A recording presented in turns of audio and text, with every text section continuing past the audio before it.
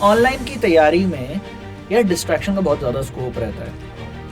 तो ऑनलाइन तैयारी आपने कैसे करी और किस तरीके से आपने अपने आप को उन सब डिस्ट्रैक्शन से बचाया प्लस तैयारी करी? उस समय नीट क्लब की वीडियोस पे जो है कपिल सर बोलते थे कि जब तुम लोग सिलेक्शन हो जाएगा तुम्हारा, तुम एमबीबीएस में होगे, तब तुम इस प्रिपरेशन के टाइम को याद करोगे। हाँ। और हम लिटरली करते हैं, मतलब हम 4-5 दोस्त साथ में बैठ के पढ़ते हैं। अभी हमारे प्रॉफ खत्म हुए थे तो ऐसे होता है कि बहुत फ्रस्ट्रेशन आएगा, यार सिलेबस नहीं होगा, ये अब तो फेल बेटा, अब तो सप्ली की तैयारी कर लो। लास्ट के 30 डेज में मैंने क्या किया था कि हर दिन मैं एक मॉक लगाता था 2 से 5 के बीच। 2 से 5 में मॉक लगाया, फिर उसका वो क्या होता है, मतलब जो मिस्टेक हुई वो किया, और जहाँ पे मुझे लगा कि क्वेश्चन सही हो गया लेकिन गेस वर्क से सही हुआ था, तो ये देखा क्या क्या टॉपिक मिस हो गए, फिर सिर्फ उन्हीं टॉपिक को पढ़ के दोबारा से अगले फिर मॉक दिया। A4 साइज शीट ली, उसको बीच में से फोल्ड कर दिया, सही। तो वो पतली सी जगह हो गई, 1 2 और पीछे 2, ठीक है। उसमें छोटा छोटा लिख दो, ये नहीं बहुत बड़ा बड़ा, ऐसे लोग आपको समझ आ जाए। Zero photocopy. हाँ वो जो क्योंकि नीट यूजी एक एंड नहीं है जर्नी का, वो एक स्टार्ट है ना। उसके बाद आपको एमबीबीएस भी करना है, उसके बाद आपको आगे नीट पीजी भी देना है। तो अगर जब वो अंदर से आता है कि हाँ अब करना है, तो इजी हो जाता है वो लॉन्ग रन के लिए।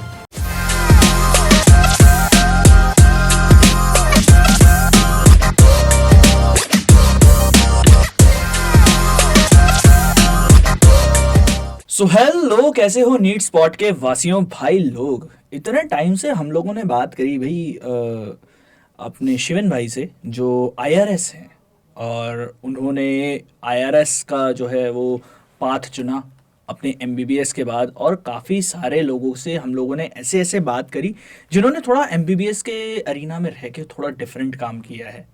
बट अब हम वापस से आ गए हैं अपने रूट्स पे, क्योंकि ये चैनल का नाम है नीट स्पॉट। तो नीट के बारे में जितनी ज़्यादा इन्फॉर्मेशन हो सकती है वो आप लोगों तक हम लोग पहुंचाएंगे। और आज हमारे चैनल पर जो व्यक्ति आए हैं वो मतलब अगर मैं ये पॉडकास्ट अनफिल्टर्ड निकालूं तो शायद ज़्यादा बहुत ही ज़्यादा तबाही वाले व्यूज़ आ जाएंगे। बट क्योंकि हम पॉडकास्ट की मर्यादा को रखेंगे तो इन्होंने नीट 2022 में एग्ज़ाम में बहुत ही ज़्यादा महारत हासिल करी है और अपने आप को एक गवर्नमेंट मेडिकल कॉलेज में दाखिल करवाया है। तो आज इनकी कहानी भी जानेंगे और ये भी जानेंगे कि उस टाइम पे जब कोई नहीं पढ़ रहा था तब भाई ने अपना पबजी छोड़ के, पबजी का एडिक्शन छोड़ के कैसे तैयारी करी।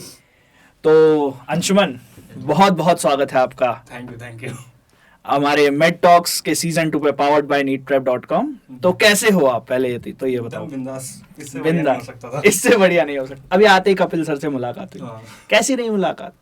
वही 2 साल पुरानी बातें याद आ गई। 2 साल पुरानी बातें याद आ गई। सही सही सही सही। तो अभी कैसा चल रहा है? कौन से मेडिकल कॉलेज में हैं आप? Baba Saheb Ambedkar medical college, Rohini. Baba Saheb Ambedkar medical college. अब हमें ये बताइए कि 2022 आपका पहला साल था जो नीट आपने दिया था? नहीं, सेकेंड अटेम्प्ट था। तो कब सोचा, दिमाग में कब आया कि यार नीट देना है? वो एक्चुअली क्या था, 11th में वो क्या बोलते हैं, मेरी तबीयत खराब हो गई थी बहुत ज़्यादा, हेल्थ इश्यूज थे बहुत ज़्यादा। तो तब जो हमारे फैमिली डॉक्टर थे उनका इम्पैक्ट जो मैंने देखा अपनी फैमिली पे, एक्चुअली साइंस तो पहले से लिया था, ये डिसाइडेड था कि साइंस तो लेनी है क्योंकि और कोई सब्जेक्ट पसंद नहीं था, लेकिन डॉक्टर, इंजीनियरिंग या कुछ और करने में ये अच्छा है। हाँ। ये इस बात पे ध्यान देना चाहिए कि साइंस पसंद थी इसलिए ली, मार्क्स आ गए इसलिए नहीं ली। नहीं, मार्क्स तो आते रहते हैं, मार्क्स तो आते रहते हैं, वो तो कम भी आते तो स्कूल वालों से बात करके मिल जाती है साइंस। सही बात, दिक्कत की बात नहीं है। वो था कि साइंस पसंद थी, समझ आती थी तो वो ले ली। लेकिन जो था ना कि मतलब एमबीबीएस करने के, एमबीबीएस काफी डिमांडिंग होता है ना, क्योंकि मेरी फैमिली में किसने किया नहीं था अभी तक। तो ये भी था कि टाइम लगता है बहुत ज्यादा, सेटल होने में टाइम लगता है, ये भी। लेकिन जो 11th का वो फेज था जब हेल्थ इश्यूज थे बहुत ज्यादा, तो जो इम्पैक्ट देखा मैंने अपने फैमिली डॉक्टर का, वो मतलब वो पास में उनका क्लिनिक था, तो जो इम्पैक्ट देखा घर पे, मतलब ये इम्पैक्ट चाहिए। थोड़ा टाइम लग जाएगा, थोड़े पैसे कम नहीं होते, ठीक ही होता है पैसे तो, हाँ ठीक होते हैं, तो टाइम लग जाएगा, लेकिन इम्पैक्ट ये चाहिए लोगों के ऊपर कि हाँ मतलब, तो लगा कि हाँ चलो एमबीबीएस करते हैं। इसीलिए 11th में अभी पापा ने ये ऑप्शन रखने के लिए दोनों दिलवाए थे, बायो मैथ्स दोनों, मतलब मैंने ले लिए थे। तो यार बायो और मैथ्स के लिए अभी तो कुछ टाइम पहले मैंने और कपिल सर ने बात करी थी, ठीक है कोई बात नहीं। उसकी भी एक और स्टोरी है। हाँ। एक और है, एक्चुअली क्या था, मेरे स्कूल में, मेरा डीएवी स्कूल है, हाँ। उसमें क्या था कि बायो के साथ आपको वो फिजिकल एजुकेशन लेनी होती है, ठीक है, और मैथ्स अगर लोगे तो इंजीनियरिंग ड्राइंग लेनी होती है। तो मेरा था कि बायो तो लेनी है। कहाँ से हो आप? दिल्ली में कहाँ से हो? दिल्ली में एक्चुअली ये देवली। देवली? हाँ देवली, साकेत के मतलब आगे है। मैं संगम सारे वो कैंप पार्क ना, उसी के एकदम पास, पूनम स्वीट्स के पास है, एकदम वही। तो लेकिन उस समय जो मतलब 12th के टाइम पे पापा का ऑफिस जनकपुरी में था, तो उस समय वहाँ पे थे, तो स्कूल मेरा जनकपुरी में ही है।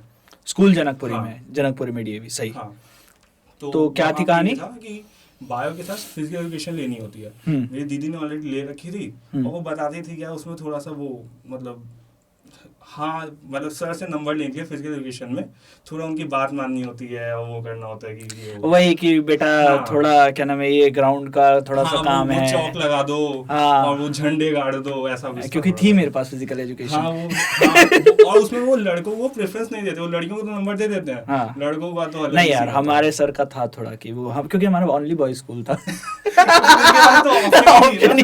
ऑप्शन ही नहीं उनके पास। तो वो क्या बोलते हैं, तो मैं ये सब तो मेरे से होगा नहीं, तो मैंने मैथ्स ले ली।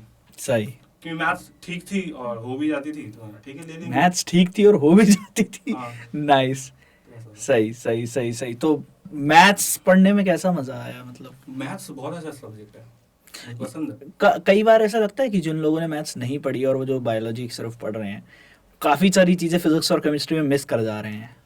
नहीं ऐसा तो नहीं, मतलब कि मोहब्बत नहीं कर पा रहे हैं उससे। हाँ, ये होता है कि एक्चुअली क्या था कि मतलब जब फिजिक्स का जब शुरू होता है वो यूनिट और वो वाला यूनिट्स एंड मेजरमेंट, उसके बाद वो डिफरेंशिएशन इंटीग्रेशन पढ़ाते हैं बेसिक मैथ्स में। तो फिजिक्स में क्या होता है कि आपके सामने डायरेक्ट लिख देंगे डिफरेंशिएशन और साइन एक्स कॉस एक्स, फिर आगे वो लिख देंगे, उसके वो कैसे हो क्या वो नहीं होता। लेकिन एक बार मैथ्स पढ़ लियो, ट्रिग्नोमेट्री वो ट्रायंगल सर्कल आता है वो वाला, वो पढ़ लिया तो वो थोड़ा सेंस बन जाता है। लेकिन हाँ, ऐसा कोई ये नहीं होता कि लॉस कर रहे, क्योंकि मैथ्स एक्चुअली में अलग डायरेक्शन में चली जाती है ना, फिर वो इंटीग्रेशन एरिया और वेक्टर्स, ये सब वेक्टर्स थोड़ा काम आता है 12th का। लेकिन ऐसा कुछ नहीं कि कोई लॉस में हो, ये तो नहीं लॉस में नहीं है, बस ये है कि हाँ, ठीक है। हाँ। हमें उन्हें महसूस कराना है कि तुम क्या मिस कर रहे हो। नहीं, बिल्कुल नहीं। सही नहीं। सही बढ़िया। तो यार ये बताओ कि फिर नीट की तैयारी शुरू कैसे हुई? तुमने बताया था कि तुम्हारी हेल्थ इश्यूज थे। हाँ। तो 11th क्लास में जब हेल्थ इश्यूज थे, 11th में एक्चुअली क्या था, स्टार्टिंग में मतलब मैंने क्या बोलते 10th के रिजल्ट आने से पहले ही ऑफलाइन कोचिंग ज्वाइन कर ली थी। हाँ, रिजल्ट, अच्छा ये वो वाला टाइम है 3 महीने का जो गैप मिलता है उसमें। हाँ, मतलब रिजल्ट आ जाता है 12th अप्रैल से। हाँ, शुरू हुआ था, ऑफलाइन कोचिंग ज्वाइन कर ली थी, 1 महीना गया था, कुछ समझ नहीं आया, छोड़ दिया। सही, ठीक है, काफी हद तक ऐसा होता भी है। हाँ, वो पापा उस समय तो पेरेंट्स को समझाना मुश्किल था कि क्यों छोड़ रहे हो, और मतलब क्योंकि सब लोग भीड़ वहीं पे जाती है, और सिलेक्शन भी वहां से होते ही, मतलब जो भी वो बोर्ड लगाते हैं। तो मतलब फिर ऑफलाइन कोचिंग का एक्सपीरियंस कैसा था?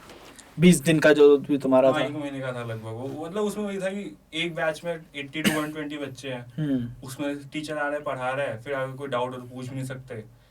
उनका जो एग्जाम होता है स्कॉलरशिप एग्जाम, उसमें टॉप बैच मिला था मुझे, मतलब टॉप बैच था वो, लेकिन उसमें भी इतनी भीड़ थी तो मुझे सही नहीं लगा था कि नहीं भाई इतने में तो नहीं होगा। वो ऐसे डेस्क पे 6 बच्चे एक डेस्क पे बैठे रहते थे, हाथ ही नहीं है लिखने के लिए, वो जगह ही नहीं है। भाई ये तो मतलब क्या ही याद दिला दिया भाई।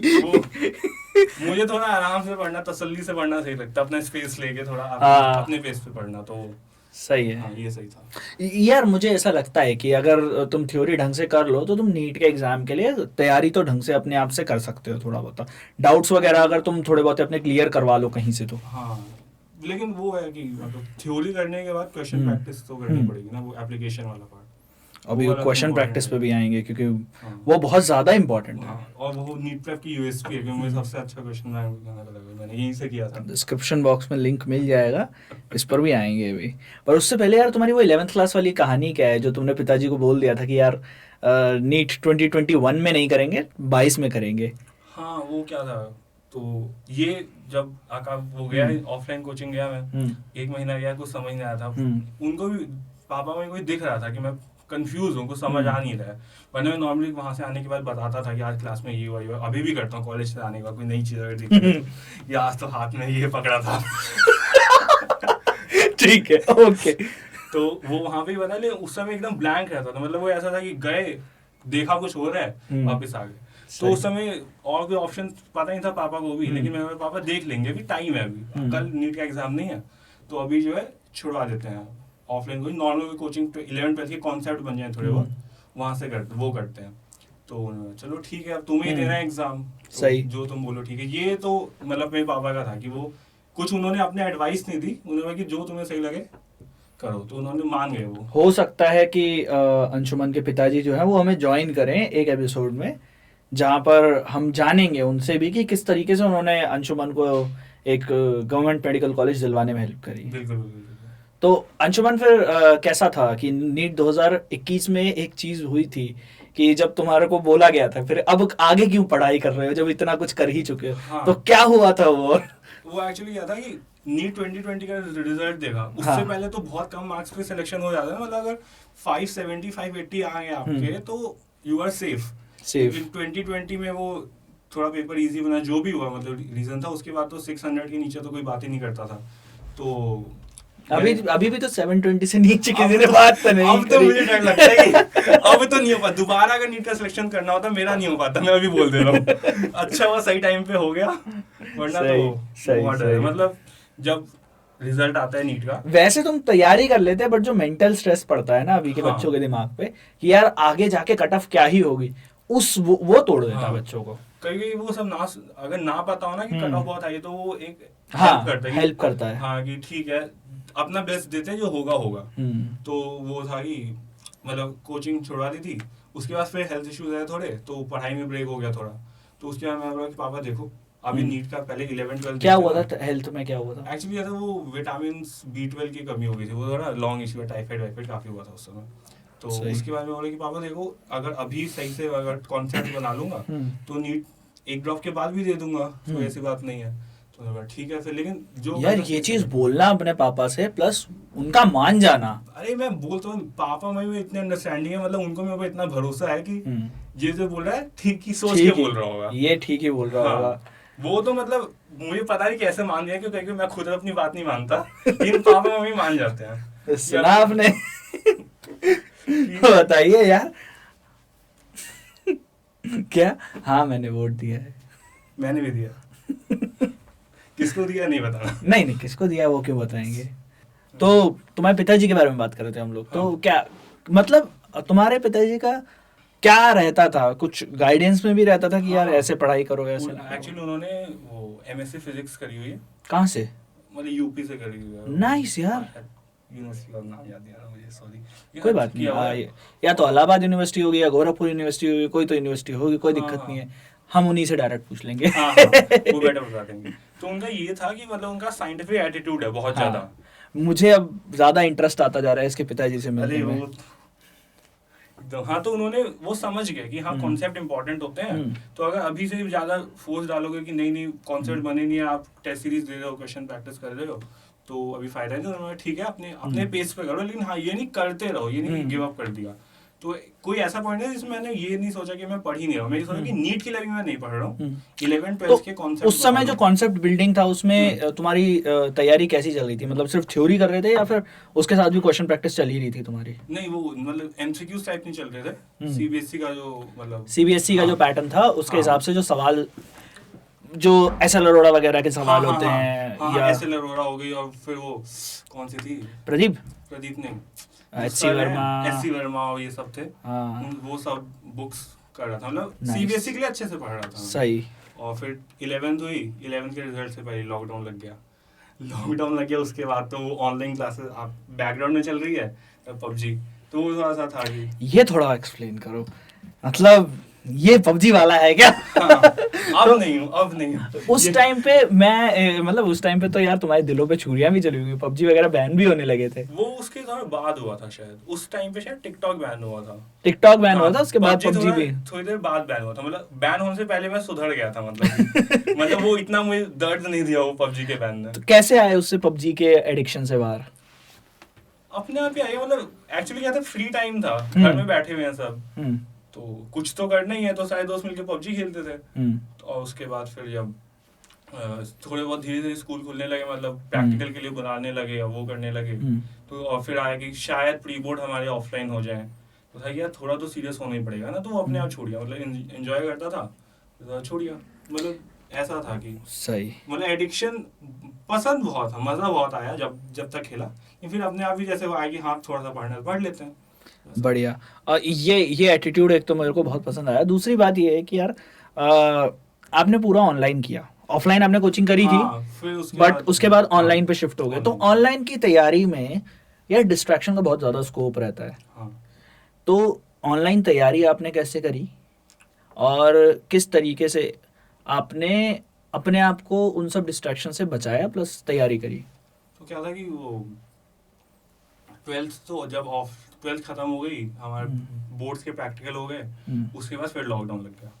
तो अप्रैल का टाइम है, तब मैंने डिसाइड किया कि अभी यहाँ से उस तब समय- दोबारा उस पकड़ना समय शुरू हो रहा शायद था। अगस्त की डेट आई थी नीट की, क्योंकि आगे फिर सितंबर में शिफ्ट हो गई थी। तो मैंने कहा कि अभी 3-4 महीने तो हैं ही, तो अभी से मैं अगर कुछ पढ़ूंगा तो इस बार नहीं होगा तो अगली बार के नीट के लिए तो हेल्पफुल हो गई वो।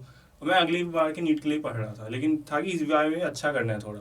तो फिर वही शुरू कर, मतलब मैं बाहर जाना ही बंद कर दिया मैंने, कि मतलब घर में अपना पढ़ना है, सोना है, और फिर उस समय फिर जिम ज्वाइन कर लिया था। वहाँ पे जिम में जाना है, मतलब अपनी मतलब वो रही ये डिस्ट्रैक्शन। नीट की तैयारी के टाइम पे जिम ज्वाइन किया है? हाँ हाँ, सही है। मतलब उस समय का मेरा शेड्यूल था ना, वो इतना बेस्ट था, मतलब कि मैं अभी सही। भी सोचता हूँ कि क्या था। बताओ थोड़ा, बताओ उसके वो बारे में बताओ। बहुत सही था वो शेड्यूल। क्या बोलते हैं, जैसे सुबह उठता था 5-5:30 के आसपास, फिर जिम चला जाता था। सही है। ठीक है, सुबह का टाइम हो गया, फिर आया 9 बजे से मम्मी खाना वाना बना के नाश्ता बना के दे देती, अपना नाश्ता नहा धो करता के था। अपना नाश्ता करने 9 बैठे। 9:30 बजे से फिर क्लास होती थी ऑनलाइन।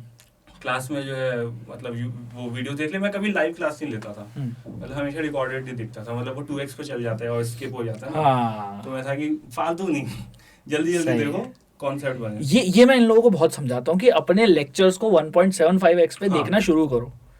वो तो अगर 2x पे नहीं देखो तो एमबीबीएस में तो सिलेबस ही खत्म नहीं होगा। अब तो 1x पे देखने में ऐसा लगता है इतना धीरे क्यों बोल रहे हैं सब। ये लिटरली ऐसा लगता है। लिटरली ये मीम अभी लगता होगा ना कि इंस्टाग्राम पे से मीम आता, नहीं ये रियल बात है कि मतलब वो धीरे लगता है कि अरे ये धीरे क्यों बोल रहा है। तो वो वहीं से आदत लग गई थी। फिर अपना पढ़ा, फिर 1-2 बजे खाना खाया, फिर जो अगर नींद आए तो सो गए। मतलब ये 2 बजे एकदम स्टार्टिंग का टाइम है, तो एंड के टाइम में तो फिर 2 से 5 पेपर, तो उस समय मॉक टेस्ट का टाइम आ जाता था। स्टार्टिंग के टाइम में जब सिर्फ पढ़ना होता था, तो फिर 2 बजे आया, अगर नींद आई तो सो गए 1-2 घंटा, फिर उठे, फिर पढ़े, फिर घर वालों से बातचीत, ऐसे ही हो गया। मतलब मैं अपने आप को ऐसे फोर्स नहीं किया कि मुझे इतने घंटे पढ़ना है, वैसा कि हैबिट में था कि मतलब पढ़ते रहो, मतलब सुबह उठो, जिम जाओ, पढ़ो, खाना खाओ, सो जाओ, ऐसा था।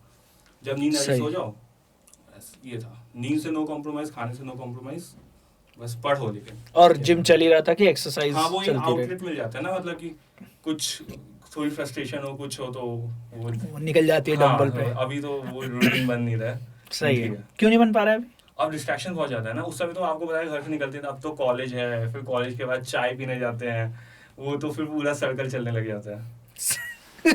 तो यार ये है। मतलब सही बात है, सही, बिल्कुल सही बात है। मतलब ये डिस्ट्रैक्शन भी कमाया हुआ है।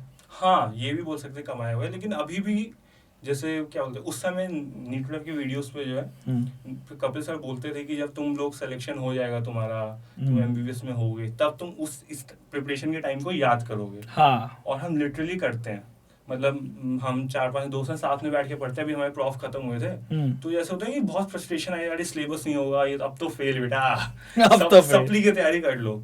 तो उस टाइम पे जो है ना, सब अपनी अपनी प्रिपरेशन की स्टोरी थोड़ी बहुत बताते हैं 5-10 मिनट, तो उससे मोटिवेशन मिलता है कि यार हम वो थे यार, वो करके आए, तो एक कॉन्फिडेंस आता है यार वो कर लिया, ये तो हो ही जाएगा। तो वो ये है कि अभी जितनी मेहनत करोगे ना, उतना ही अपने आप पे कॉन्फिडेंस बने, उतना ही अपने आप पे प्राउड फील होगा कि हाँ चलो अभी मैंने मेहनत करी। अभी अगर अभी मेहनत नहीं करी और उसके बाद आने क्या थोड़ी मेहनत और कर लेते तो रिग्रेट बन जाता है। तो रिग्रेट नहीं होना चाहिए, इसलिए पूरी जितना हो सके तुमसे मेहनत करो और कोई प्रेशर मत लो। सही बात, ऐसा सीन है। सही बात। अच्छा, अब थोड़ा सा ये भी बताओ कि जो एमबीबीएस के एग्जाम्स होते हैं तो एमबीबीएस एग्जाम से कितने घंटे पहले पढ़ाई कर देनी चाहिए कि पास हो जाएं? देखो, एमबीएस एग्जाम में ऐसा सीन है कि फेल होना बहुत मुश्किल है। हाँ। ये मेरे सीनियर्स बताते हैं, मैं भी अपने जूनियर्स को बताता हूँ, फेल होना बहुत मुश्किल है।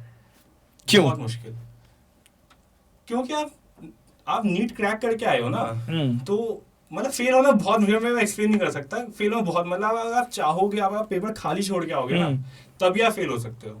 बहुत मुश्किल है फेल होना, क्योंकि एंड में आगे सब लोग एफर्ट मार ही देता है। और ये भी बात है कि पूरे साल पढ़ो या लास्ट के 3 महीने में पढ़ो या लास्ट के 1 महीने में पढ़ो, पेपर से एक दिन पहले सबकी इक्वली फटी होती है, उसमें कोई वो नहीं है। ठीक है यार, अब मैं थोड़ा सा मतलब ऐसे एक बहुत सीरियस सवाल पूछने वाला हूँ, तो उसका सीरियसली मुझे जवाब देना थोड़ा, ठीक है, पूरी सीरियसनेस के साथ, कि मतलब कभी ऐसा होता है कि मतलब कोई बीमारी सिलेबस में है बट तुमने नहीं पढ़ी और तब डॉक्टर बनने के बाद तुम्हें पता लग रहा है कि ये सिलेबस से बाहर आ गया, ये पेशेंट को हटाओ मेरे पास से। नहीं, ये तो होपफुली नहीं होता होगा, क्योंकि एक्चुअली क्या होता है कि आपने कुछ चीज सिलेबस में नहीं पढ़ी। देखो, एग्जाम के लिए पढ़ना और किसी पेशेंट को, ये मीम बहुत चलता है। हाँ, अरे ये तो मार्किंग में नहीं था, ये तो था ही नहीं, ये वाली क्लास तो मैंने स्किप कर दी, ये था सिलेबस में। ऐसा होता है, लेकिन ये बहुत मुश्किल है कि जब आप पेशेंट तक जाओगे तो आपको इस टॉपिक स्किप कर दो, क्योंकि मल्टीपल लेयर होते हैं ना, कि एक एग्जाम के लिए पढ़ना अलग चीज होती है, फिर आपकी पोस्टिंग लगती है, तो आपने अगर कोई चीज जहाँ पे नहीं पढ़ी होगी तो पोस्टिंग में 1-2 पेशेंट तो दिख ही जाते हैं। इंडिया की पॉपुलेशन इतनी ज्यादा है, कोई ना कोई तो बीमारी लेके आता ही है। तो यार हिस्ट्री के बारे में थोड़ा सा बताओ कि हिस्ट्री कैसे लेते हैं। जब आपकी क्लिनिकल पोस्टिंग हुई थी अभी क्या नाम है, सेकेंड ईयर में ना, सेकेंड ईयर में, तो हिस्ट्री या तो आप लोगों को लेने बोला होगा या फिर सीनियर्स भी लेते हैं, तो हिस्ट्री की थोड़ी सी कहानियां बताओ कि कुछ मजेदार रोचक। हिस्ट्री में सबसे क्या बोलते हैं, मजेदार हिस्ट्री लेनी होती है अल्कोहल कंजप्शन की। ओके, ठीक है। हमारा गवर्नमेंट हॉस्पिटल है, हाँ, मेडिसिन में सबसे अच्छे मेडिसिन में सिखाते हैं, क्योंकि मेन वहीं पे प्रॉपर हिस्ट्री लेनी होती है ना। तो उसमें जो है आधे से ज्यादा पेशेंट को क्रॉनिक लिवर डिजीज और इन सब की वजह से आते हैं, अल्कोहलिज्म की वजह से। तो उनसे इन डिटेल लेना होता है कि कब शुरू किया, कब शुरू, ये तो बहुत बेसिक हो गया। कौन सी पीते हो, ब्रांड पूछना होता है कौन सी पीते हो। अब उसको ज्यादा लोगों को तो पता होता है, ज्यादातर लोग देसी पीते हैं, फिर बोलते हैं कितना पीते हो, दिन में कितना पीते हो। और पेशेंट ऐसे ऐसे आते हैं, बोलते हैं कि डॉक्टर साहब बस पीते ही हैं, उठे हैं पिया, सो गए, उठे फिर पिया। अब उसमें क्या गिने बंदा, एक्चुअली क्या होता है कि वो एक कट ऑफ होती है ना, कि मतलब कितनी अल्कोहल कंजप्शन डेली 10 साल के लिए, कि आप ये सिग्निफिकेंट है लिवर डिसऑर्डर के कॉज का, इसकी अल्कोहलिज्म की वजह से, तो वो कैलकुलेट करने के लिए होता है। बाकी तो पेशेंट अपनी, तो कितने लोग उस कैलकुलेशन के आसपास आते हैं, क्योंकि बाकी तो ओवरफ्लो ही कर रहे होंगे। अभी रिसेंटली क्लास हुई थी, उसमें था कि 80 to 120 ग्राम्स अल्कोहल, मतलब क्या होता है, जैसे आप वोडका पीते हो, अगर कोई और ब्रांड पीते हो तो उसमें 42% अल्कोहल होती है।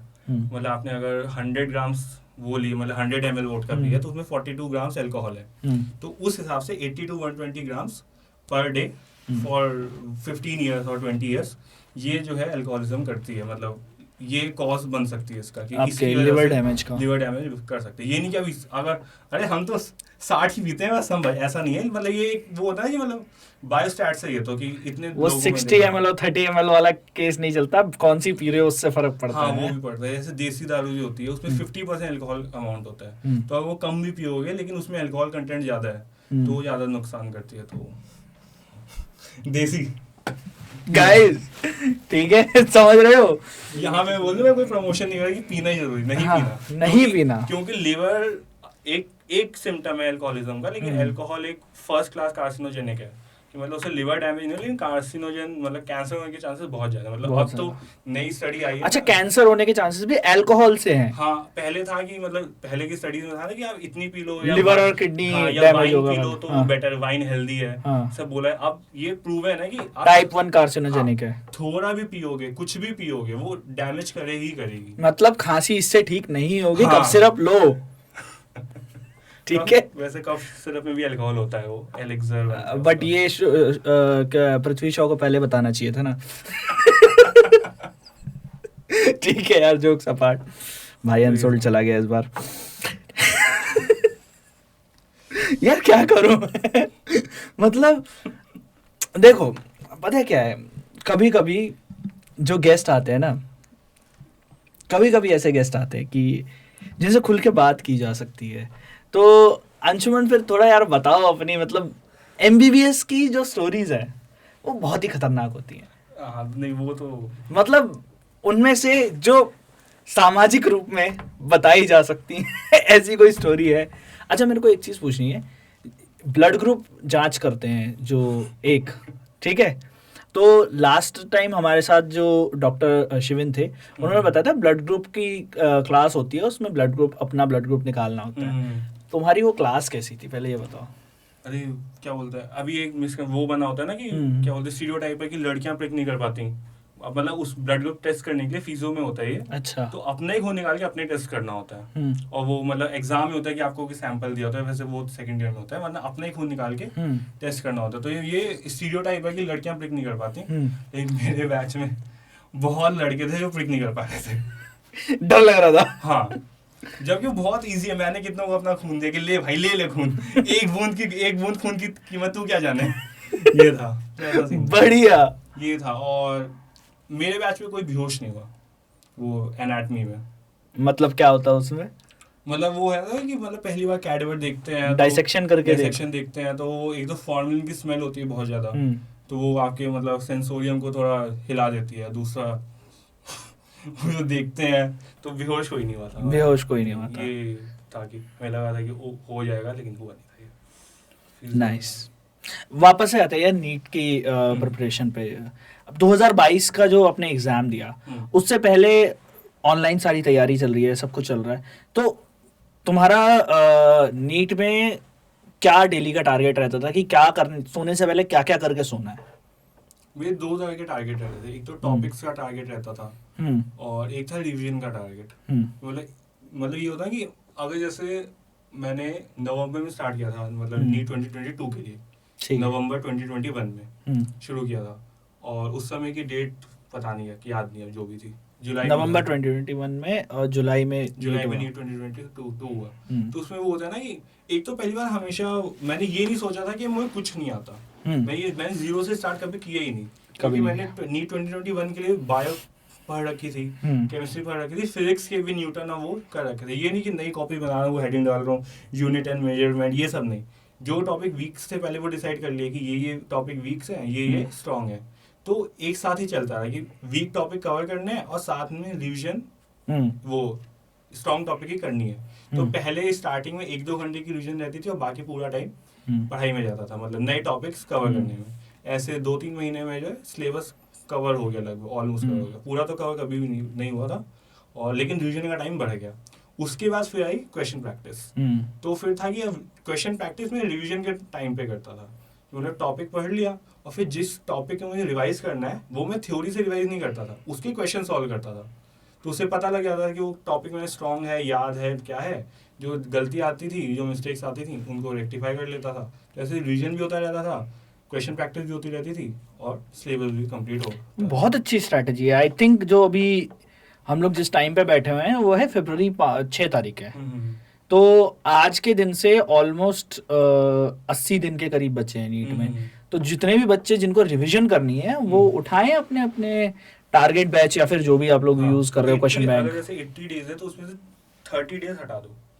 अभी पहले 50 डेज का टारगेट बना कि 50 डेज में आपको थ्योरी भी करनी है और क्वेश्चन प्रैक्टिस भी करनी है रिवीजन के तौर पे। मतलब क्वेश्चन से आप रिवाइज करो ना, मतलब रेट्रोग्रेड लर्निंग जिसको बोलते हैं, कि मतलब आपने क्वेश्चन करे, एक्टिव लर्निंग। हाँ, मतलब नॉर्मली क्या होता है कि आप थ्योरी पढ़ते हो फिर क्वेश्चन सॉल्व करते हो।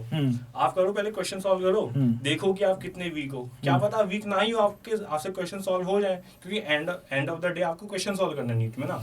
आपसे ये तो नहीं पूछा है कि ये थ्योरम डिराइव करो, ये करो, ये तो पूछा ही जाएगा, क्वेश्चन सॉल्व। सही बात। तो आप क्वेश्चन सॉल्व करो, देखो कितना मिस्टेक हो रही है आपकी, और फिर उसको रिवाइज करो। और जो आपके वीक जो टॉपिक आपने छुए नहीं वो तो कवर करो इस सिलेबस को। अभी तो टाइम है अभी सिलेबस कवर करने के लिए। लास्ट के 30 डेज में मैंने क्या किया था कि हर दिन मैं एक मॉक लगाता था 2 से 5 के बीच में। 2 से 5 में मॉक लगाया, फिर उसका वो क्या बोलते हैं, मतलब जो मिस्टेक हुई वो किया, और जहाँ पे मुझे लगा कि क्वेश्चन सही हो गया लेकिन गेस वर्क से सही हुआ था, तो ये देखता है क्या क्या टॉपिक मिस हो रहे हैं, फिर सिर्फ उन्हीं टॉपिक को पढ़ के दोबारा से अगले फिर मॉक दिया। मतलब मैंने ये कभी नहीं है कि मतलब उस समय बहुत मतलब मेरे दोस्त थे वो बोलते कि भाई हम दिन में 2 मॉक लगाते हैं 3 मॉक लगाते। मैंने ये नहीं किया, मैंने एक ही मॉक लगाई, उसका वो क्या बोलते हैं मतलब उसकी एनालिसिस अच्छे से करी। मैंने शीट बना ली थी कि ये गलती हुई, ये दिन का एक मॉक आप कब का बता रहे हो? जब ऑलमोस्ट नीट के 30 दिन पहले हो गया, और उससे पहले तो वीकली या संडे तो मॉक देते ही है ना।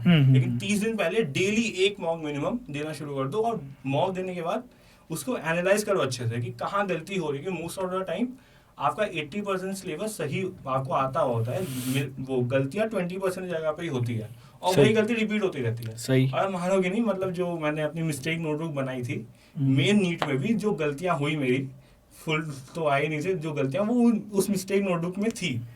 तो ऐसा नहीं कि कोई नई गलती। कैसे बनाई मिस्टेक नोटबुक? क्या बोलते हैं, आपने क्वेश्चन वो मॉक दिया, आपने फिर जो उसके आंसर मैच कर लिए क्या क्या गलत है, तो जो गलत है उसमें देखो कि वो कैसा क्वेश्चन है, कोई फैक्ट है या फिर कोई कॉन्सेप्ट है, क्या है, दो ही चीज, या तो फैक्ट होगा या कॉन्सेप्ट होगा। तो उस कॉन्सेप्ट को जो है, या तो फैक्ट है तो वो तो फैक्ट लिख लो। जैसे मेनली मोस्टली में फैक्ट में दिक्कत होती थी कि कोई वो क्या बोलते हैं, केमिस्ट्री का कोई फैक्ट भूल गया, उस समय इनऑर्गेनिक में पी ब्लॉक का भूल गया, या बायो में कोई फैक्ट भूल गया, फिजिक्स में भी फैक्ट आते हैं कभी कभी, वो भूल गया। तो उसको तो मैं ऐसे करता था कि ऐसे A4 साइज शीट ली, उसको बीच में से फोल्ड कर दिया, तो वो पतली सी जगह हो गई, 1 2 और पीछे 2, ठीक है, उसमें छोटा छोटा लिख दो, ये नहीं बहुत बड़ा बड़ा, ऐसे लिखो कि आपको समझ आ जाए। Zero photocopy. हाँ वो जो वो जो ठीक है, उसका अच्छा यूज भी किया जा सकता है। हाँ वो वैसे कर लो कि मतलब छोटा छोटा लिखो, आपको समझ आ जाए। क्योंकि वो है ना कि फिर ऐसा क्या होता है कि आपको अपने दिमाग को बेवकूफ बनाना होता है थोड़ा, अरे मुझे बस ये 3 पेज पढ़ने हैं, बस 3 पेज ही तो है, ये तो हो जाएगा। तो ऐसे में फिर जल्दी रिवाइज होता है। लास्ट में आ जाते मेरे 8 या 9 पेज बन गए थे मिस्टेक नोटबुक के। तो एग्जाम में जैसे जब नीट का एग्जाम देने गया था मैं, तो उससे पहले कोई बुक नहीं खोली, कुछ नहीं खोला, फॉर्मूला शीट फिजिक्स की और ये मिस्टेक नोटबुक, बस सही, डन, बेहतरीन। वो डूम डे के लिए वो एक चीज तैयार है कि हाँ ये बस पढ़ के जाना है, बस बाकी सब सॉर्टेड है। तो ऐसा होता है। एग्जाम डे कैसा माहौल था? एक रात पहले का क्या माहौल था? नींद थोड़ी कम आ रही थी, लेकिन मैं सो गया था, मैंने इतनी टेंशन ली नहीं कि हो जाएगा। मतलब वो ये था कि खुद पे भरोसा था कि यार थोड़ी मेहनत करिए, एक सीट तो डिजर्व करता हूँ, एक सीट मिल जाएगी, एक सीट तो मिल ही जाएगी मुझे, बाकी मतलब एक सीट तो मिल जाएगी, एक सीट मिल जाएगी। हाँ, सही है, कहीं भी मिले इंडिया में मिल जाएगी। बस वो थोड़ा सा कि दिल्ली में मिल जाए तो बेटर रहेगा। हाँ, ये सब था। पूरे टाइम डाउट भी यही था कि बस दिल्ली में मिलेगा नहीं मिलेगा उसका डाउट है, लेकिन मिल तो जाएगा, मिल रही है, इतना पता है। क्योंकि मेहनत कर रहे हो ना आप, तो वो है कि मेहनत करते रहो और खुद पे भरोसा रखो बस। तो ये बताओ कि आपने बताया नीट प्रेप का आपने टारगेट बैच लिया था, प्लस उसके साथ आपने बेसिकली न्यूक्लियस बैच लिया था, जिसमें आपके लेक्चर्स भी होते हैं, प्लस उसके साथ आप क्वेश्चंस की प्रैक्टिस भी कर सकते हो। तो कैसा रहता था फिर उसके हिसाब से आपकी तैयारी कैसी इम्पैक्ट हुई? मतलब क्वेश्चन बैंक तो नीट प्रेप का बहुत सही है। एक्चुअली क्या था कि उस समय पहले मैंने वो बुक भी आती है ना कि वो HYTS high yield test series, high, वो तो टेस्ट की आती है, वो मतलब नीट प्रेप की नहीं, नॉर्मल कहीं कोई कौन, अब नाम याद नहीं आ रहा, उसमें क्वेश्चन बहुत फालतू फालतू के थे, मतलब कहीं से क्वेश्चन बना के दे दे रहे हैं। तो वो मुझे लगा कि ये तो फालतू है। उसके बाद मैंने फिर टारगेट बैच के क्वेश्चंस लगाए थे, तो वो था नीट के एनसीईआरटी से बनते हैं वो सारे, तो बहुत सही था वो क्वेश्चन प्रैक्टिस। और उसमें ये भी फीचर है कि मतलब एनसीईआरटी में किस लाइन से क्वेश्चन बना है वो क्या बोलते हैं, मतलब आंसर में वो लिखा रहता है कि क्या है। तो अगर जैसे एक पॉइंट गलत है तो वो देख लो कहाँ पे एनसीईआरटी, तो एनसीईआरटी में जाकर पूरा रिवाइज कर लो, तो ये सही रहा होता है। डिस्क्रिप्शन बॉक्स में लिंक है, ठीक है। तो अगर तुम्हें भी ऐसे तैयारी करनी है, और तुम चाहे अभी 11th क्लास में ही हो, अभी भी तुम ज़्यादा देर नहीं हुई है, क्योंकि आपने भी 11th क्लास से ही ज़्यादा अपनी तैयारी पे जोर देना शुरू किया था, तो डिस्क्रिप्शन बॉक्स में लिंक है, फॉर्म दिया हुआ है, जाके भर सकते हो अगर नीट क्रैक करना चाहते हो तो। बाकी अगर तुम्हें कोचिंग जाके अगर बाबूशुना करना है तो मैं कुछ नहीं कह सकता, वो कॉलेज में कर लेना। तो अंशुमन एक बात अब ये बताओ कि एग्जाम डे पे, क्योंकि उस टाइम माहौल ऐसा था, 1 साल पहले ही हम किसी एक चीज से गुजरे थे जिसका नाम था कोविड-19, और उस टाइम भी अभी तक पूरी तरीके से चीजें हटी नहीं थी। 2022 की बात है, मास्क, सोशल डिस्टेंसिंग था, अभी भी जाने वाला था, बट था अभी भी।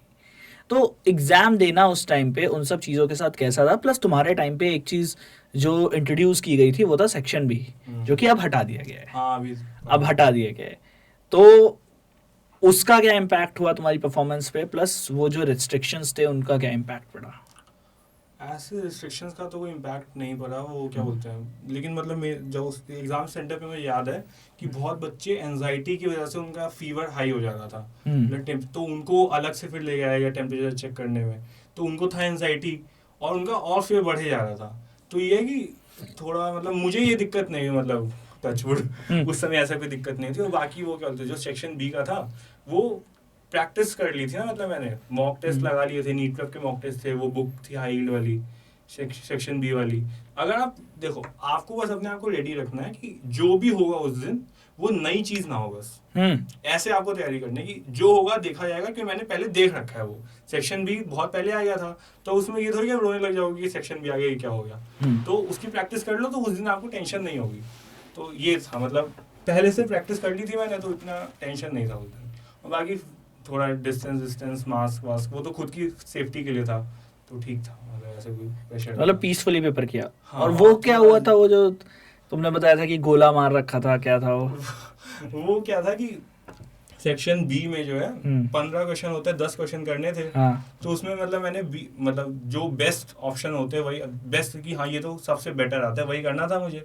तो एंड में मार्क करते हुए मैंने स्टार्ट जल्दी में पहले 10 कर दिए थे, मतलब पहले 10 नहीं, मतलब फर्स्ट 10 जो भी आते थे मुझे कर दिए थे। पेपर मैंने मार्क कर लिया था, लेकिन फिर मुझे रियलाइज हुआ कि नहीं यार मुझे ये वाला नहीं करना था, मुझे 11वां करना था। मतलब एक वो क्वेश्चन नहीं करना था, लास्ट वाला क्वेश्चन था, और दूसरा क्वेश्चन करना था। तो मैंने उसमें ओएमआर में हाफ सर्कल से थोड़ा कम किया हुआ था, ठीक है। तो मैंने सोचा कि अब देखो ये कर लिया मैंने, मुझे पता है कि ये शायद सही ना हो, तो अब मैं या तो इसको ही कंप्लीट कर लूँ या दूसरा अटेम्प्ट कर लूँ। अगर इन्होंने यही रीड किया तब भी नेगेटिव मिलेगा, अगर ये रीड नहीं किया और वो रीड कर लिया तो मेरा फायदा हो जाएगा।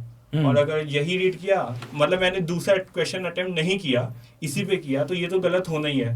तो मैंने देखा दूसरा करते हुआ नहीं हुआ, तो मैंने दूसरा अटेम्प्ट कर दिया। तो बाय गॉड ग्रेस उन्होंने वो जो हाफ सर्कल था, हाफ से थोड़ा कम, मतलब डॉट टाइप था वो, उसको रीड नहीं किया। तो भाई 4 नंबर बहुत बड़ा डिफरेंस बना देते हैं। एक हमारे टीचर ने ना, मैथ्स के टीचर ने हमें कॉलेज में एक स्टोरी सुनाई थी कि होता क्या था, ओएमआर पहले चेक होती थी कि लाइट के रिफ्लेक्शन से। सो इसीलिए कहते हैं कि कोई भी डॉट वगैरह नहीं लगानी। तो क्या होता था कि लाइट के रिफ्लेक्शन से, तो स्टार्टिंग में जब पहली बार ओएमआर शीट आई थी, तब जो मेडिकल का एग्जाम हुआ था उसमें एक बच्चे का आया था AR1, उसके सारे सवाल सही थे A to Z 720/720। भाई ने किया क्या था, आता तो कुछ था नहीं, उसने चारों ऑप्शन पे गोले लगाए। अच्छा, ठीक है, और 3 घंटे बैठ के उसने हर सवाल में यही किया। और क्योंकि हमारी आंसर शीट ऐसे चेक होती थी कि सही आंसर पे लाइट जाएगी, रिफ्लेक्ट होके वापस आ गई तो सही है, वरना गलत है। ठीक है, तो उसके सारे सवाल सही। इंटरव्यू वगैरह के लिए बुलाया, फिर उसको पूछा कि भाई कैसे किया, कहता मुझे तो कुछ आता नहीं है मैंने तो ये किया है, मैं तो रंग भर दिया और भाई बवाल कट गया कि भाई अब से फिर अब जाएगा। अब ऐसा होता है कि पूरे पे लाइट जाती है, एंड देन जो सही आंसर होता है अगर वो रिफ्लेक्ट हुआ तो मार्क्स मिलेगा, वरना नेगेटिव मार्क मिलेगा। और अगर पूरा चला गया, रिफ्लेक्ट नहीं हुआ, तो नहीं मिलेगा मार्क्स उस आंसर में। तो ये बड़ी इंटरेस्टिंग स्टोरी बताई थी हमारे सर ने। कह रहे AR1 लेके बैठा है भाई, वो एक लूप होल की वजह से। अब तो चलो वो लूप होल, ये कब की बात है? ये बहुत पहले की बात है, उन्होंने हमें बताया, तो मतलब ये तो हमारे से भी पहले की बात होगी, 2000s के टाइम की बात होगी, जब नए इवॉल्व हो रही थी सारी चीजें। हम लोग थे भी नहीं, मैं तो था नहीं तब। अच्छा, तुम लोग तो नहीं थे, ठीक है। मतलब कल्पना चावला, चलो ठीक है, वो सब डिस्कस नहीं करते। मैंने न्यूज़ में देखा था एक्चुअल में कल्पना चावला के बारे में, जब न्यूज़ बता रहे थे 2003 में, मुझे वो विजुअल्स याद है। 5 साल का था रहा हूँगा मैं। नाइस। तो यार नीट की जर्नी के बारे में हमने काफ़ी कुछ डिस्कस किया। अब वापस से आते हैं थोड़ा सा MBBS के बारे में। तो कॉलेज जब मिल रहा था, काउंसलिंग जब हो रही थी, तब दिमाग में क्या चीज़ चल रही थी? एक तो दिल्ली का कॉलेज लेना है, 635 स्कोर था उस टाइम आपका, तो क्या एक्सपेक्टेशन थी कि कौन सा कॉलेज मिल जाए तो बेस्ट होगा? मैं तो था कि बस दिल्ली में कोई भी मिल जाए, मतलब गवर्नमेंट मेडिकल कॉलेज। अगर बाहर कहीं मिलता तो बाहर भी रेडी थे। प्रेफरेंस होता है ना कि वो मिल जाए, मतलब दिल्ली का मिल जाए, घर के पास दिल्ली में मिल जाए। तो क्योंकि एंड ऑफ द वो पीजी का बेनिफिट होता है कि फिर यहाँ का कोटा मिलेगा पीजी में, पीजी की सीट्स में, तो ये बेटर रहता है। तो वही था। बाकी मतलब जब रैंक रिजल्ट आ गया था तो ये था कि अब सीट तो मिलनी ही है, बस ये था कि दिल्ली में मिल जाए, बस ये था। बढ़िया। तो दिल्ली में जब कॉलेज मिला तो कैसा लगा था? बहुत बढ़िया, दिल गार्डन हो गया था। सही था। मतलब राउंड 1 में मुझे एनडीएमसी मिला था, फिर राउंड 2 में अपग्रेड होके बीएस से मिला था। और उससे पहले मतलब दिल्ली की काउंसलिंग शुरू होने से पहले एआईक्यू की होती है, तो उसमें मुझे मध्य प्रदेश में कोई मिला था, नेताजी सुभाष चंद्र, जबलपुर में था, वो मिला था। तो राउंड 1 में तो वो ज्वाइन किया नहीं, फिर राउंड 2 जब राउंड 1 दिल्ली का हुआ IPU का, उसमें NDMC मिल गया था। बस भाई हो गया, अब बस ठीक है, गंगा नहा लिए, चलो अपग्रेड हुआ नहीं तो अपन अब कॉलेज जा रहे हैं दिल्ली में। कॉलेज तो दिल्ली में मिल चुका है, बस अब जाएंगे कॉलेज। सही सही। तो कॉलेज का फर्स्ट ईयर कैसा रहा? बहुत बढ़िया। फर्स्ट ईयर तो यादगार रहता है, मतलब बहुत यादगार रहता है। बहुत यादगार रहता है। कुछ यादें बताओ अपनी बर्थडे की। कुछ नहीं अच्छा, कॉलेज हॉस्टल में रहते हो तुम या फिर घर से अप डाउन करते हो? मतलब कॉलेज के पास रहते हैं। कॉलेज के पास ही रहते हो? हॉस्टल में नहीं, बाहर रहते हैं, कॉलेज के पास ही रहते हैं। फैमिली के साथ नहीं? नहीं, मतलब वीकेंड पे अप डाउन हो जाता है थोड़ा। ठीक है, क्योंकि अप डाउन में बहुत टाइम जाता है ना, तो पढ़ना भी ये होता भी है है। हाँ, इसलिए पढ़ना भी तो होता है MBBS में। एग्जाम से 2 हफ्ता पहले 2 हफ्ते पहले तो बिल्कुल पढ़ना होता है, मतलब हाँ, उस समय ऑप्शन नहीं है। उस समय ऑप्शन नहीं है। उससे पहले तो ठीक है, पढ़ लो, अच्छी बात है। सही है, सही है, सही है। लेकिन उस समय मतलब नहीं था, बट मतलब उस समय नहीं रहता था, मतलब कॉलेज में तब घर से अप डाउन था। तब घर से अप डाउन था तो अभी तक मेरा कोई बर्थडे कॉलेज में नहीं बीता है तो अभी तक तो सेफ अभी तक सेफ हो। कैसे? अब शायद नहीं। तुमने मनाया किसी और को? बिल्कुल। तो कैसे मनाया? ये तो बात ही सिर्फ होती है कि दूसरों के बर्थडे पे पहुंच जाते हैं। कैसे मनाया? रुक जाते थे। वो सब बातें क्या ही बोले। बोलो मतलब देखो, तुम्हारी जिम्मेदारी है, तुमने नीट का इतना ज़्यादा उनको ज्ञान दिया कि किस तरीके से तैयारी करनी है, कहाँ से तैयारी करनी है, ऑनलाइन करनी है तो कैसे करनी है। अब मैं चाहूंगा कि उन्हें आगाह कर दो कि अपने बर्थडे पे कैसे बचा के जाना है। 2 पजामे, 3 पजामे 3 टी-शर्ट, ऊपर से एक जैकेट, इतना काफी है, इतना काफी है। Nice nice nice. और ये भी होता है कि सर्दियों में पानी वानी फेंक दिया जाता है आपके ऊपर? एक्चुअली हमारे हॉस्टल में तो क्या है कि सेपरेट वॉशरूम है ना सबके, तो हमारे में ये दिक्कत की बात नहीं है कि मतलब कोई आपके रूम में जाके पानी फेंक देगा, ऐसा नहीं है। मतलब वो कॉमन वॉशरूम नहीं है, अटैच वॉशरूम है। BSA के हॉस्टल में ये अच्छी बात है, सबके रूम में अटैच वॉशरूम है। नाइस यार, तो एक चीज से बच गया। नाइस। लेकिन वो ये ना कि फिर बंदे को बाथरूम से बाहर खींच के ले आओ, फिर डाल दो पानी। तो ये सीन है। सही है। छिछोरे मूवी जो देखी थी तुमने? हाँ, वो बहुत, एक हॉस्टल लाइफ सबकी वैसी ही रहती है। वैसी ही रहती है। हाँ। Nice nice. तो MBBS वालों की कुछ ज्यादा ही अतरंगी रहती है, हमने ऐसा सुना है। हम कुछ कह नहीं रहे, हमने ऐसा सुना है। तो हमारे कुछ जो पुराने गेस्ट आए थे उन्होंने हमें बताया था ऑफ कैमरा। पुराने टाइम पे तो बहुत ही रंगीन रहती थी। अब तो पुराने टाइम पे भी मतलब ऐसा भी नहीं है अभी यार, वो भी 2022 के ही साथ तुम्हारे साथ का ही बंदा है शायद, तो उसने बताया था हमें ऑफ कैमरा। उसका भी 3rd ईयर था अभी। तो काफी चीजें बताई थी कि सामाजिक तौर पे अगर आप नहीं, अगर ये सब बातें अभी बता देना फिर डॉक्टर के ऊपर सवाल उठ जाएगा कि ये इनके पास आप अपने वल्नरेबल मोमेंट्स में जाने वाले हैं और ये नहीं हंसने वाला। नहीं, ये तो सीखना पड़ जाता है। मतलब एक ये भी सिखा देते हैं मतलब कॉलेज में कि मतलब आपको अपनी हंसी कंट्रोल करनी होगी ना।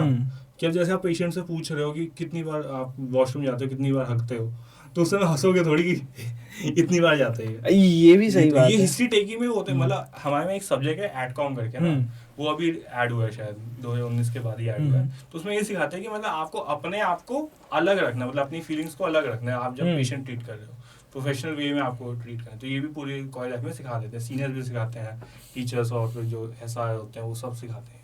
बढ़िया। तो ये भी लर्निंग का पार्ट है, मतलब कि अपने आप को कैसे कंडक्ट करना है।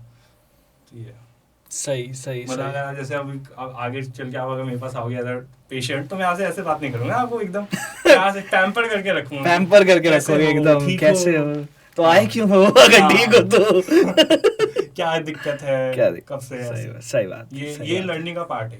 क्रिकेट खेलते हो, कफ सिरप पी ली थी, बैन हो गए थे।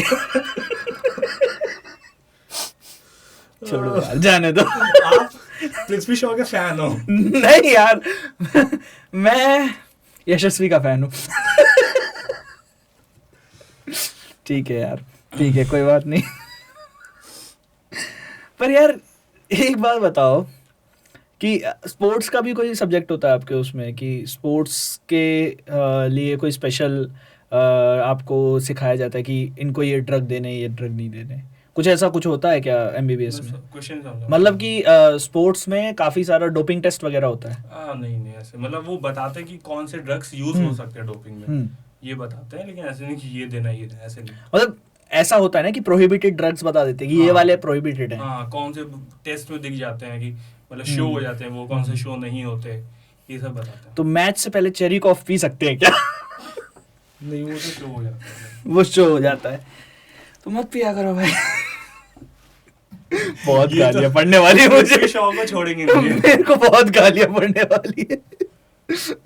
यार नहीं यार, मतलब मैं बस ऐसे ही बोल रहा था, ठीक है कोई बात नहीं। तो और आप फिर एमबीबीएस में अब जब हो तो एक्स्ट्रा करिकुलर कैसा रहता है अभी? मतलब एमबीबीएस में क्या है ना कि आप जो करना चाहते हो सब कर सकते हो। जैसे थिएटर सोसाइटी है हमारी, डांस सोसाइटी है, म्यूजिक सोसाइटी है, स्पोर्ट्स में भी है, मतलब जो आपको खेलना और तुम कौन सी सोसाइटी में हो किसी में? मैं तो अभी अब नहीं हूँ, पहले मैंने डांस में ट्राई किया था, और फिर अभी स्पोर्ट्स में मतलब टीटी खेलता हूँ मैं, टेबल टेनिस, तो वो खेलते हैं। मतलब आप अपनी हॉबीज एंजॉय कर सकते हो आराम से। मतलब आपको मतलब ये है कि नीट में आप ऐसे ये सोच के बैठो कि नीट में आप जो चीजें छोड़ रहे हो वो सब करने का मौका आपको वापस से कर सकते हो। फर्स्ट ईयर तो होता ही है ना कि मतलब एग्जाम से पहले पास हो जाओगे, उसकी टेंशन मत लो। सॉरी सर बोलना है, और एग्जाम में जो है पूरे अच्छे से रंग बिरंगे डायग्राम बना के आने और पेपर भर के आना है। बाकी अपना पूरी हॉबीज एंजॉय करो फुल, उसकी कोई फैकल्टीज ऑफ बाबा साहेब अम्बेडकर अरे कॉलेज, प्लीज नहीं, कृपया करके नहीं उन्होंने ऑलरेडी, मैं फर्स्ट सेकंड ईयर से निकल चुका, प्लीज नहीं मैं कह रहा हूँ भाई, नहीं भाई मतलब देखो, अंशुमन है, अंशुमन अभी आया, अंशुमन बात कर रहा है हमसे, पर अंशुमन ने सजेस्ट किया है सर ऐसे नहीं, मेरा एक और दोस्त है उसके साथ बुलाओ। अब सोचो ये पॉडकास्ट ऐसा जा रहा है, वो क्या ही होगी चीजें तो वहां पर। करेंगे वो तो करना ऑप्शन नहीं है, करना है वो बिल्कुल। इतना अनफिल्टर्ड तो कपिल सर भी नहीं जाते हैं जितना आज हम चले गए, बट कोई बात नहीं। तो एक्स्ट्रा करिकुलर में तुमने टीटी खेलना है, वो सब खेलना है, तो फेस्ट होते रहते हैं, आप पार्ट ले सकते हो। मतलब कोई ऐसी हॉबी जो आपको ट्राई करनी हो वो भी कर सकते हो। ऑडिशंस होते हैं, मतलब जब आप आओगे बैच में तो ऑडिशन कंडक्ट होते हैं, उसमें जा सकते हो। सही है। मतलब मैंने अपनी डांस सोसाइटी का ऑडिशन दिया था, हमसे ट्वर्क करवाया था। ऐसे कोई छुपाई बात नहीं, उसका पेज है, उसमें जाओ, रील डली हुई है, वो देखो आराम से। सही है ठीक है। उसके बाद 4 दिन तक वाइब्रेशंस महसूस हुई। हिल गए पृथ्वी शो। ठीक है, बढ़िया।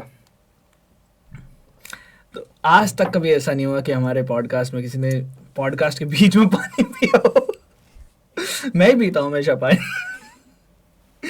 बट आगे बढ़ते। तो यार अब ये बताओ कि एमबीबीएस में कितना ज़्यादा तुम्हें ओपन हैंड दिया जाता है कि तुम क्या कुछ कर सकते हो, और दूसरे कॉलेजेस में आना जाना कितना लगा रहता है? जैसे अभी तुम एम्स दिल्ली भी गए हो, तो कैसा रहता है कि एम्स दिल्ली के भी दोस्त हैं, वहाँ के भी दोस्त हैं? दिल्ली का ये फायदा है ना कि जैसे आप किसी सिंगल कॉलेज में पढ़ ही नहीं रहे होते, आप फेस्ट में जाते हो और दूसरे कॉलेज में वो मतलब पार्टिसिपेट करने जाते हो, क्विज हो गए वो हो गए, तो आपके दूसरे कॉलेज में दोस्त अच्छे बन जाते हैं। तो आप दिल्ली का ये फायदा ये है कि सब एकदम वेल कनेक्टेड है कि दूसरे कॉलेज में क्या हो रहा है, क्या सिखा रहे हैं, वो हमारे कॉलेज में नहीं सिखा रहे, या फिर वो क्या है वो सब पता रहता है। तो एकदम वेल कनेक्टेड रहते हैं। मेरे हर कॉलेज में दोस्त हैं, वो बताते हैं कि भैया अभी ये किया ऐसे कर रहे हैं, मैं बताता हूँ उन्हें, तो एकदम वो शेयर्ड एक्सपीरियंस रहता है।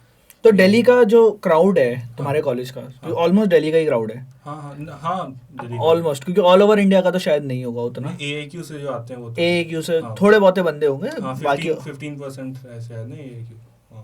तो कैसा रहता है फिर क्राउड का पूरा माहौल? क्योंकि तुम लोगों से तो ये सवाल पूछना ही बेकार है कि दिल्ली कितना घूमे हो। हाँ, कॉलेज में आने के बाद दिल्ली में कोई ऐसी जगह एक्सप्लोर करी कि यार ये भी दिल्ली में थी, अब तक आज तक तो देखी नहीं? नहीं, वो रहता है ना कि मतलब जो AIQ के दोस्त बनते हैं उनको घुमाते हैं ना फिर दिल्ली। हाँ। क्या देखो दिल्ली न्यूज में जैसा वैसा नहीं है, मतलब है वैसा थोड़ा बहुत, लेकिन ठीक है, मतलब ठीक है, अच्छी दिल्ली है, दिल्ली अच्छी है, अच्छा है। और ये बात है ना कि आप अकेले दिल्ली घूम लो आज दोस्तों के साथ घूमो, अलग ही एक्सपीरियंस है। मतलब हमारा रहता है कि फर्स्ट ईयर में गए थे हम, फिर अकेले घूमोगे तो किसी कोई और बुक्स लेने गए थे हम। कहाँ? नई सड़क? नई सड़क। क्या बात है। उतने बजे तो ट्रिप पे नहीं आते लोगों को। बुक्स लेने गए थे, बुक्स एक बंदे यार नई सड़क अपने आप में एक ट्रिप नहीं है? वो तो है ही, वो चांदनी चौक वाला है, मतलब पूरा एरिया। एक तो वहाँ जाम इतना है, पता नहीं कहाँ जा रहे हैं लोग, कहाँ से आ रहे हैं लोग, हर तरफ से जाम लगा है। ये तो है। और तो पूरी दिल्ली ऐसी है, मतलब लगभग कि लोग कहीं ना कहीं जा ही रहे हैं। मतलब जहाँ आप रहते हैं, अब मैं नाम नहीं लेना चाहूंगा क्योंकि मैं भी उसी आसपास जगह पे रहता हूँ, ठीक है, वहां तो बहुत लोग ऐसे हैं जो बहुत जल्दी में और कहीं तो जा रहे हैं और कहीं से आ रहे हैं, पता नहीं, घर भी जल्दी जाना है और आना भी जल्दी है, वहां तो है ऐसा, ठीक है। वही है कि मतलब आ जाओ कॉलेज, फिर अलग ही हर एक्सपीरियंस अलग रहता है। क्लास में पढ़ने का एक्सपीरियंस और फिर घूमने का एक्सपीरियंस, सब कुछ अलग रहता है। सही है, सही है। और कितने बंदे ऐसे होते हैं जो कॉलेज में आके फिर यूट्यूब वगैरह पे फेमस होने लग जाते हैं ऐसे लोग तुम्हारे कॉलेज में भी? मतलब मेरे कॉलेज के बहुत लोग फेमस हैं यूट्यूब पे, और जो जूनियर्स हैं वो तो कॉलेज आने से पहले से ही फेमस हैं। और नीट प्रिपरेशन को ही अपना उन्होंने व्लॉग बना लिया। तो बढ़िया। आपकी जो हॉबीज है वो एक्सप्लोर कर सकते हो, क्योंकि पेरेंट्स भी थोड़ा फिर फ्री हैंड दे देते हैं कि हाँ अब इसने एक लाइन पकड़ ली है, तो फिर आप अपना जो करना है करो, बस फेल मत हो। तो यार एक चीज बताओ, जब तुम्हारा नीट रिजल्ट आया, तुम्हें एक कॉलेज मिल गया, तुम्हें व्हाइट कोट सेरेमनी कैसी थी? हुई नहीं थी। हुई नहीं थी? क्यों भाई? पता नहीं, बोला था सेकंड ईयर में होगी, क्लिनिकल पोस्टिंग पे जाओगे, तब भी नहीं हुई। तो ऐसे ही पकड़ा दिया, लो जाओ पहन लो, जाओ। बहुत शौक था ना पहनने, बहुत शौक था, पहन, धो के पहनना। सही है, सही है, सही। तो व्हाइट कोट सेरेमनी वगैरह तो चलो दुखद बात है कि नहीं हुई, कोई बात नहीं। एक दुख की घटना हुई है हमारे पूरे पॉडकास्ट में, तो हम 2 मिनट का मौन रखने के बाद ये सवाल पूछना चाहेंगे कि जब आप एक मेडिकल कॉलेज में जाते हैं, वो भी गवर्नमेंट मेडिकल कॉलेज में जाते हैं, और आप मतलब नीट में आपने 635 का स्कोर किया उस टाइम पे, जो कि बहुत बढ़िया स्कोर हुआ करता था उस टाइम पे, ठीक है, ये सारी चीज़ें जब होती हैं तो कुछ लोग जो हैं बड़े दुख होते हैं, उन्हें कहते हैं रिश्तेदार के बच्चे। तो उन पर कैसा इम्पैक्ट पड़ा कि भैया देखो अब डॉक्टर बन जाएंगे? तो भेजते थे ऐसे चाचा फूफा मामा अपने बच्चों को कि बेटा इसे भी जरा कुछ समझाओ, ये भी कुछ कर ले। हाँ, तो मैं तो उन्हें समझाता कि ये मत करो, छोड़ दो, ये समझाता था, लेकिन नहीं ऐसा। But on a serious note यार, जब ऐसा कोई घर में कुछ काम कर लेता है तो उसके पास गाइडेंस के लिए बहुत सारे लोग आते हैं, तो तुम्हारे पास ऐसे जब लोग आते थे तो तुम्हारा क्या पर्सपेक्टिव होता था उन्हें समझाने का?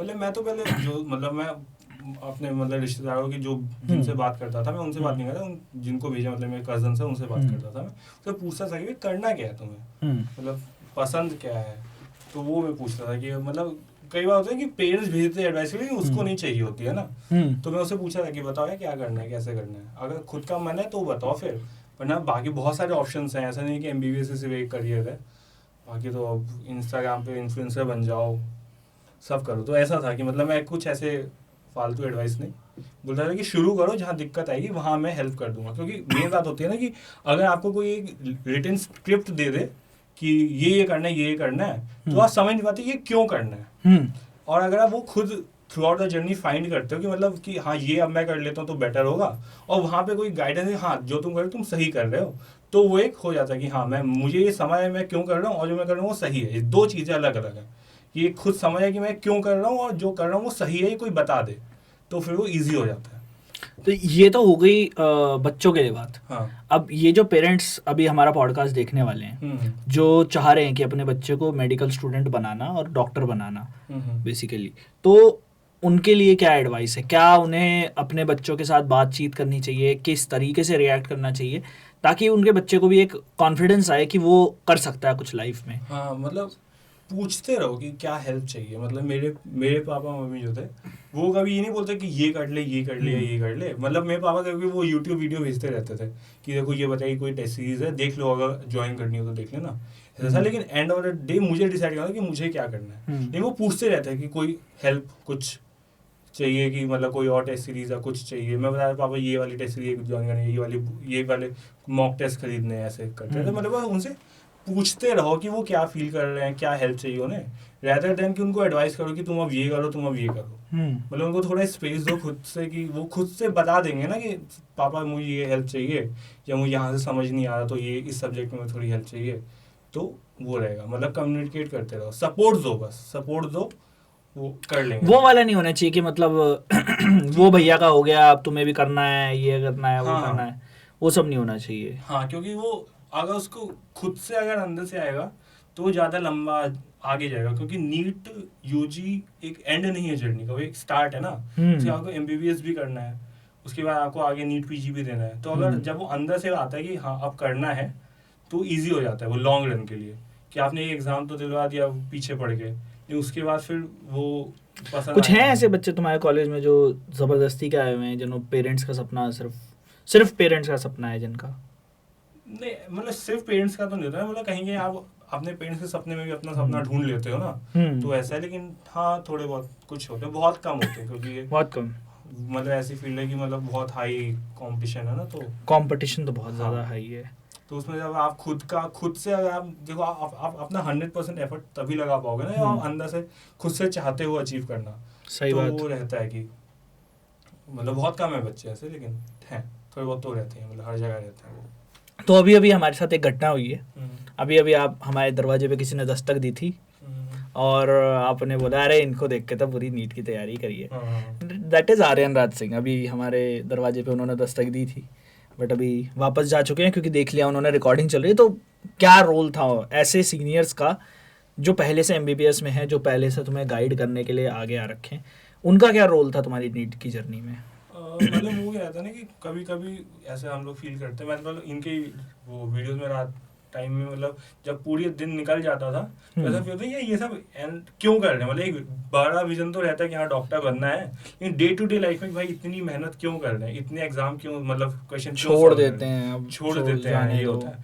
तो वो बताते हैं कि यार मतलब आर्यन सर की मैंने वो देखी थी कि उनका कॉलेज एक्सपीरियंस कैसा है, मतलब वो अपने के चैनल पे बताते थे ना कि फ्रेशर्स में ये किया वो किया। तो होता है कि हाँ चलो ये आगे मिलेगा, मतलब ये करके आपको एक फ्रीडम मिलेगी एक लेवल की, और फिर आगे आपको अपॉर्चुनिटीज मिलेंगी, चॉइसेस मिलेंगी अलग अलग कि आप अपने कर सकते हो। तो सीनियर्स ये बहुत अच्छे से आपको समझाते हैं कि ये जो आप कर रहे हो उसका आगे क्या फ़ायदा होगा। तो ये बहुत इंपॉर्टेंट रहता है ना कि आपको ये तो पता है कि हाँ डॉक्टर बनना है, मन सपना है, मेरा सपना है, मम्मी का सपना है, लेकिन मतलब वो स्मॉल मोटिवेशन मिल जाती है कि हाँ यार ये करते हैं, आगे जाके मतलब कॉलेज लाइफ अच्छी होगी, अच्छे कॉलेज में चले गए तो अच्छे लोग मिलेंगे, अच्छी अपॉर्चुनिटीज मिलेंगी। वो सीनियर्स बताते हैं कि क्या अपॉर्चुनिटीज मिलेंगी, जो उनको मिली रहती है वो बताते हैं, अपने एक्सपीरियंस बताते हैं। तो उससे एक वो मतलब मोटिवेशन मिलती है कि हाँ चलो हम भी करते हैं, हमें भी ये यहाँ पहुँचना है। ऑब्वियसली एम्स दिल्ली तो नहीं पहुँच पाए, लेकिन हाँ कोई बात नहीं, आ गई। यस, बढ़िया है। एम्स दिल्ली नहीं पहुँच पाए, दैट्स नॉट अ समथिंग कि मतलब तुम्हारा एम वही होना चाहिए। हाँ। एम है डॉक्टर बनने का, अच्छा डॉक्टर बनने का, अच्छा डॉक्टर बनने का, जो मतलब ऐसे हिस्ट्री लेते वक्त हंसे ना। हाँ मतलब उसको खुद के इमोशंस पे कंट्रोल हो, खुद के इमोशंस पे कंट्रोल हो, सारी क्लासेस उसने ली हो, जो बीमारी तुम है वो वाली क्लास भी उसने ली हो। नाइस यार, काफ़ी फन हुआ इस पॉडकास्ट में और मुझे काफ़ी मज़ा आया। अब मुझे इंतज़ार है जब तुम्हारे दोस्त जो हैं वो भी हमारे दरवाजे पे दस्तक देंगे और दोनों के साथ बैठ के हम लोग पॉडकास्ट करेंगे। तो तुम लोग कमेंट सेक्शन में मुझे बताओ कि तुम्हें आज का पॉडकास्ट कैसा लगा, अंशुमन से मिलके कैसा लगा, प्लस एक चीज़ और कि क्या वो डार्क स्टोरीज वाला पॉडकास्ट हमें करना चाहिए। Dark stories of MBBS college. Dark नहीं, मतलब वो वाइब्रेंट स्टोरीज बोलो उसे, वाइब्रेंट स्टोरीज। तुम देख रहे हो कहाँ जा रहा हूँ, कहाँ जा रही है बातें, मतलब वो वही बातें तो याद आती हैं, यही बातें तो बाद में यादें बन जाती हैं। सही है, प्रेजेंट में नॉस्टैल्जिया में जी रहे हैं हम लोग।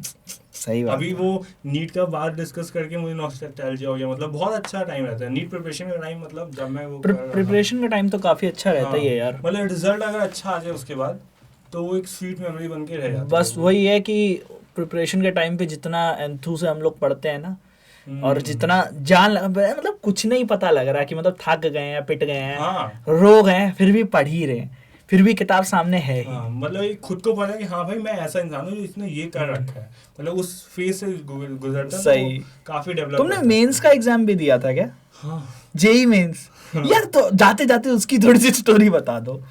मैंने मैथ्स तो ले रखी थी। हाँ, तो अब पिताजी तुम्हारे इंजीनियरिंग बैकग्राउंड से, थोड़े बहुत इंजीनियरिंग हाँ बैकग्राउंड से हैं। हाँ, तो मैथ्स तो मैं ले रखी थी, अब नीट का पढ़ ही रहा था।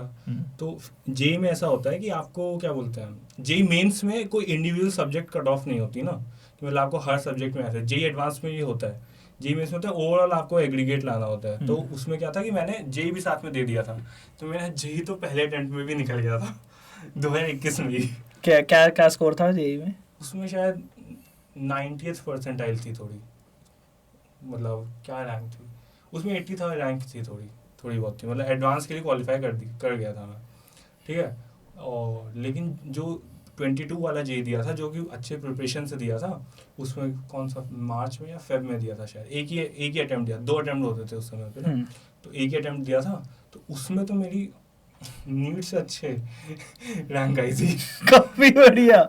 हाँ। नीट से अच्छी रैंक का हाँ। मतलब क्या कि इसमें मैं बताना चाहूंगा कि जो मतलब मेंटल प्रेशर का क्या इम्पैक्ट होता है कि देखो, नीट में तो मुझे रिजल्ट चाहिए था कि भाई ये कॉलेज, ये रैंक, ये वो, तो एक एडिशनल मेंटल प्रेशर बन जाता है। जेई तो मैंने मॉक की तरह दिया था ना, कि दे देते हैं, देखते हैं क्या है। अभी दिया है 24 तारीख को शायद, बहुत लोगों ने। हाँ, तो मैंने बिना प्रेशर के दिया था ना वो, तो उसमें मेरी मतलब क्या 99.4 परसेंटाइल थी, शायद 5000 समथिंग रैंक थी।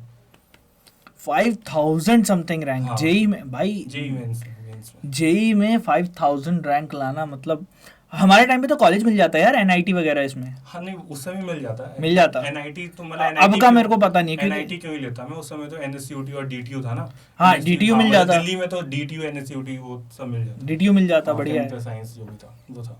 अब मेरे कॉलेज में है, मतलब मेरा बैचमेट है, उसकी एडवांस में 8000 रैंक है, एडवांस में। नाइस यार, तो उसको तो कोई ना कोई हाँ, आईआईटी मिल जाता है, आईआईटी में मिल जाता। एमबीबीएस जो लोग करते हैं वो एक्स्ट्राऑर्डिनरी तो होते हैं, मतलब मैं नहीं हूँ, लेकिन अब आप बताओ एडवांस में 8000 रैंक, मतलब जेई मतलब ठीक है भाई, मैं ऐसा नहीं कह रहा हूँ कि जेई बहुत आसान है, ये वो है।